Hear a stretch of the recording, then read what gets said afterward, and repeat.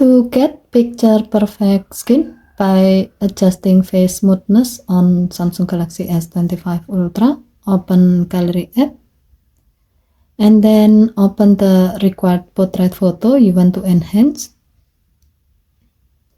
Tap edit icon or pencil icon at the bottom of the screen. Tap tools icon. Next, tap face effects. By default, you are in the smoothness section.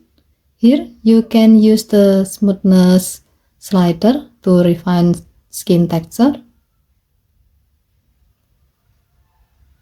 The higher the smoothness level, the more blemishes and wrinkles are reduced. It will give the skin a softer and more polished appearance. However, increasing it too much can make the face look unnatural or overly edited. If you are happy with the result, tap done button and then tap save to save the change.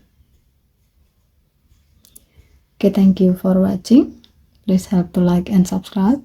Have a nice day.